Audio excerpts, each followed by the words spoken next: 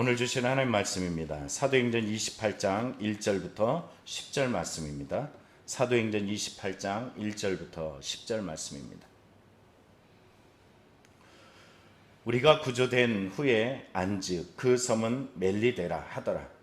비가 오고 날이 참에 원주민들이 우리에게 특별한 동정을 하여 불을 피워 우리를 다 영접하더라. 바울이 나무 한 묶음을 거두어 불에 넣으니 뜨거움으로 말미암아 독사가 나와 그 손을 물고 있는지라. 원주민들이 이 짐승이 그 손에 매달려 있음을 보고 서로 말하되 진실로 이 사람은 살인자로다. 바다에서는 구조를 받았으나 공의가 그를 살리지 못하게 함이로다 하더니 바울이 그 짐승을 불에 떨어버리매 조금도 상함이 없더라. 그들은 그가 붙든지 혹은 갑자기 쓰러져 죽을 줄로 기다렸다가 오래 기다려도 그에게 아무 이상이 없음을 보고 돌이켜 생각하여 말하되 그를 신이라 하더라. 이 섬의 가장 높은 사람 보블리오라 하는 이가 그 근처에 토지가 있는지라. 그가 우리를 영접하여 사흘이나 친절히 머물게 하더니 보블리오의 부친이 열병과 이질에 걸려 누워있거늘 바울이 들어가서 기도하고 그에게 안수하여 낫게 하며 이러므로 섬 가운데 다른 병든 사람들이 와서 고침을 받고 후한 예로 우리를 대접하고 떠날 때 우리 쓸 것을 배에 실었더라. 아멘. 오늘 본문 말씀을 보기 위해서 우리는 앞장에 27장 20절을 한번 보겠습니다. 여러 날 동안 해도 별도 보이지 않고 큰 풍랑이 그대로 있음에 구원의 여망마저 없어졌더라.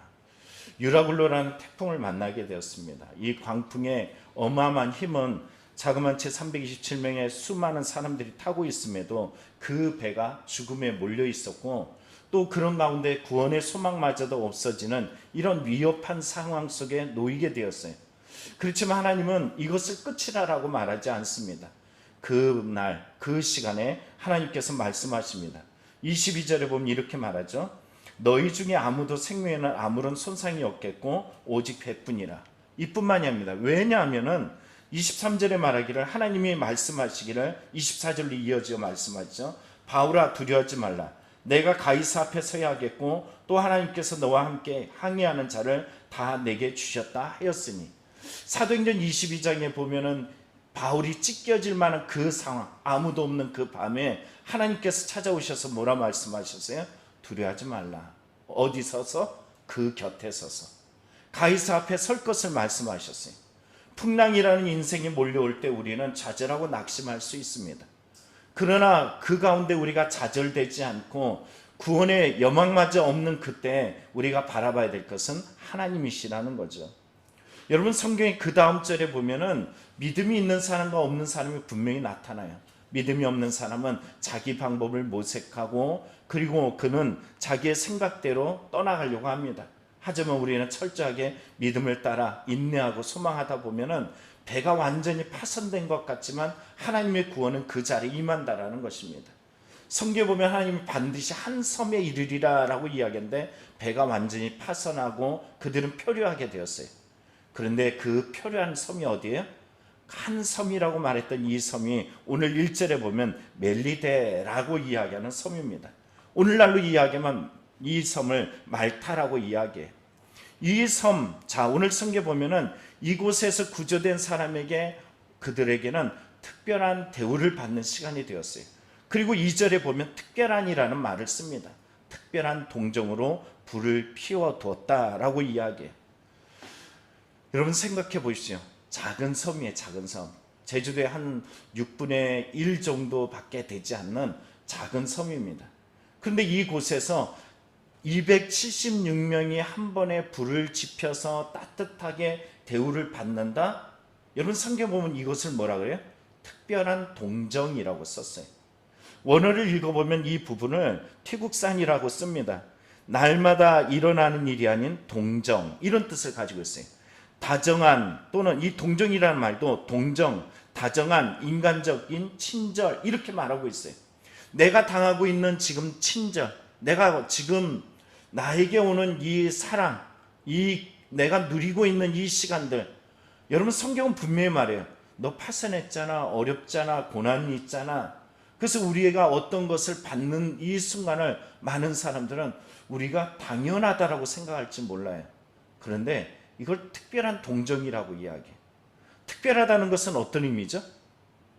이전에는 행하지 않은 것을 행할 때 바로 특별하다라고 이야기해요.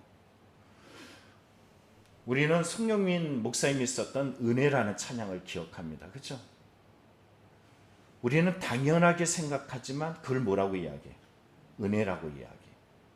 오늘 이 새벽에 내가 숨쉬고 목소리가 나고 제가 말하는 것이 들려지고 내 삶 속에 고난과 어려움이 있지만 그것을 해석할 수 있는 것을 우리는 은혜라고 이야기를 합니다.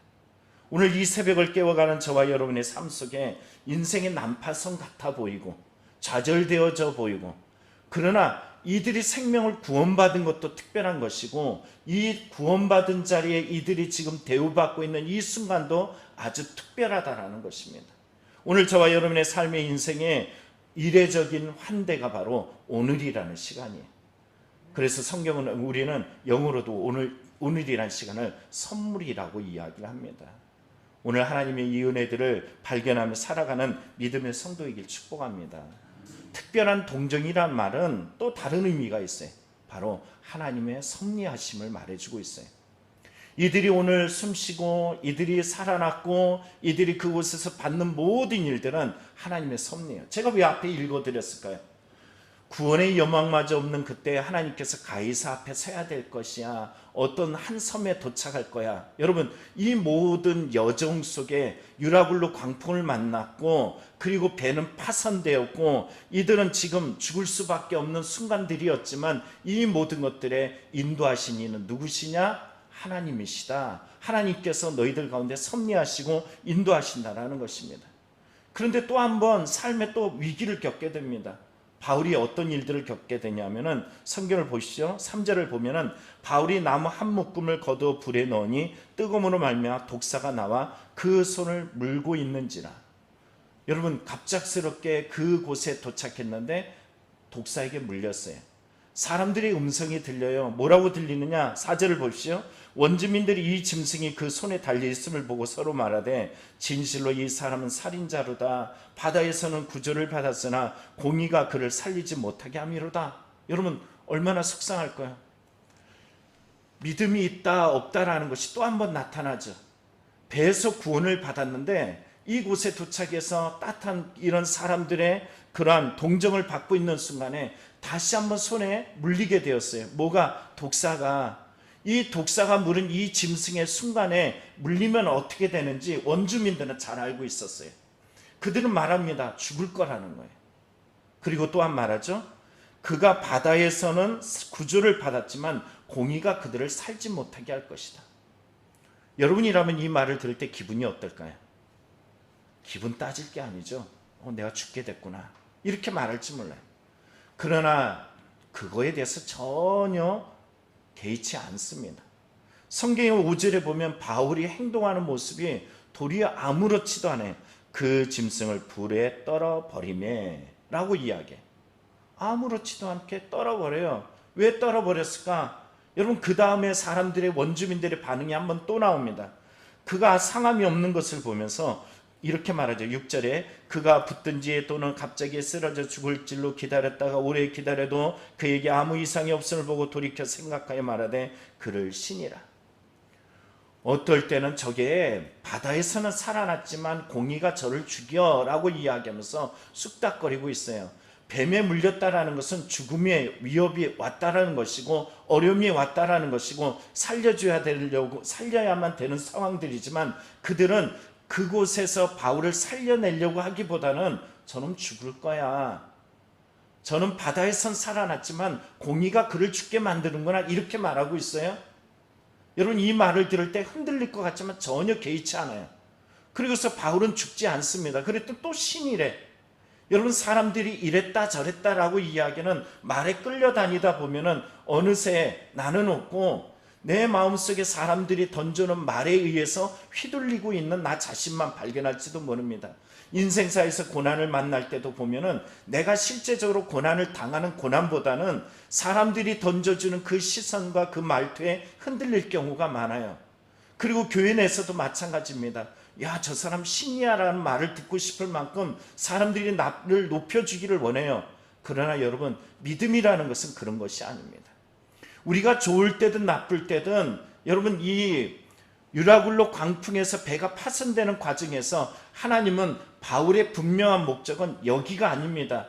지금 당장 여기서 살아나서 사람들이 어떤 말을 하고 뭐라고 이야기하는 것이 그게 중요하잖아요. 정말 중요한 것은 하나님께서 그에게 삶의 분명한 목적을 주셨다라는 거죠. 그게 어디예요? 바로 유라굴로 광풍도 문제가 아니고 멜레데라는 이 땅도 문제가 아닙니다. 가이사 앞에 서야겠다라는 분명한 하나님의 목적과 분명히 다다라야 될 바로 그 곳이 있다라는 것입니다. 왜 나에게 뱀이 물렸을까? 여러분, 하나님의 섭리가 여기 있어요. 오늘 본문을 전체 주제로 잡아본다면 28장 1절부터 10절에 나타난 그 답은 바로 하나님의 섭리예요. 이 뱀에 물린 것이 하나님의 섭리임은 바로 그가 신이다 라고 이야기했죠. 이 일들은 바로 이 멜리데라는 이 섬에서 최고의 지도자의 앞에 다다르게 되는 하나님의 방법이었어요. 자, 7절을 보십시오. 이 섬의 가장 높은 사람 보블리오라 하는 이가 그 근처에 토지가 있는지라 그가 우리를 영접하여 사흘이나 친절히 머물게 하더니, 아무것도 없는 이들에게 특별한 동정을 해주고, 그리고 그 섬의 최고의 지도자가 와서 그를 3일이라는 시간 동안 그에게 특별한 대우를, 친절을 베풀었어요. 이유는 뭘까요? 누구 때문에? 바울 때문에요. 뱀에 물렸는데 살아났잖아. 특별한 소문은 금세 번져요. 크지 않은 섬이라고 이야기했죠. 이게 번져나가게 되었고, 그곳에서 최고의 지도자가 그를 불러들여서 극진한 대접을 합니다. 근데 이 가정에 갔더니 문제가 있어요. 어떤 문제일까? 자, 8절을 보면 나옵니다. 보블리오의 부친이 열병과 이질에 걸려 누워있거늘 바울이 들어가서 기도하고 그에게 안수하여 낫게 하며. 여러분, 이 가정에 누가 있었냐면은 정말로 이제 죽음만을 기다릴 수밖에 없는 열병과 이질에 걸려있는 부친이 있었어요. 이 밀레데 사람들에게는 풍토병이 있었습니다. 이것을 말타 열병, 오늘날은 말타 열병이라고 이야기해요. 이것에 걸리면 언제 끙끙 앓다가 열이 나고 토하고 꿈쩍도 못하고 결국 죽음에 이르를 수 있는 엄청난 병이에요. 그래서 오늘 성경에 보면 누워있거늘이라고 이야기하는데, 이 원어를 보면요, 움직이지 못해 누워있다라는 이 의미를 가지고 있습니다. 절망적이라는 거예요. 자기의 신분은 뭐예요? 이 섬에서 최고예요. 그런데 지금 이 상황은 어떤 상황이냐면은 죽음에 이르는 길밖에 없어요. 절망적인 순간입니다. 근데 절망이 소망으로 바뀌게 되었어요. 하나님께서 이 광풍을 통해서 유라굴로라는 이 풍랑을 만나게 하고 배가 파손이 되고 한 섬에 도착할 거야 라고 이야기했는데, 이 섬에서 특별한 극진하게 대접을 받고 그리고 그 섬의 최고의 지도의 집에 이르게 했던 이 이유 속에 뭐가 있냐면 하나님의 섭리가 있었어요. 우리 인생도 가만히 보십시오. 풍랑도 만나고 구원도 체험하고 또 괜찮은가 하면 또 어느새 갑자기 뱀에 물린 것처럼 인생의 아픔과 고통을 겪을 때가 많아요. 그러나 우리가 끝까지 신뢰하고 따라가는 믿음이 있습니다. 그것은 뭐냐면 하나님은 우리를 사랑하신다. 하나님은 우리를 저버리지 아니하신다. 이 고통과 이 괴로움과 이 문제를 통해서 하나님은 구원을 행하시는 방법을 멈추지 아니하신다는 것이에요. 오늘 결국 뱀에 물린 사건, 그리고 광풍으로 말미암아 배가 파손된 사건, 결국은 이 가정에 구원의 여망마저도 없었던 이 가정에 복음이 증거되어지고 예수 그리스도가 선포되어지고 이 가정의 안수함을 통해서 그 부친이 회복되어지는 놀라운 구원의 역사가 나타났다는 것입니다. 그리고 여기를 거점으로 말미암아 그 섬 사람 중에 아픈 사람들이 이곳에 몰려오게 되고요, 이 바울 사도는 그곳에서 복음을 전하면서 치유하게 됩니다. 여러분, 이 복음을 통해서 구원받은 사건을 뭐라 그럽니까? 우린 이것을 말해요. 묵상에서 이렇게 말합니다. 하나님의 나라가 확장되었다라는 것이. 여러분, 예수님이 이 땅에 오셔서 누가복음 4장에 말씀하신 것처럼 복음이 선포된 것에 자유함이 있고 눌린 자가 자유케 되는 은혜가 있습니다. 오늘 우리가 이 새벽을 깨우면서 기도하는 성도들의 마음에 여러분 그렇잖아요. 아파요, 힘들어요, 어려워요, 괴로워요. 어떨 때는 삶 속에 어떻게 해야 될지 전혀 앞도 보여지지 않는 구원의 여망마저도 없는 삶에 놓일 때도 많습니다. 내 인생의 집이 파산하는 것 같고 내가 원하는 일들이 전혀 되지 않는 그 고통에 놓일 때도 많습니다.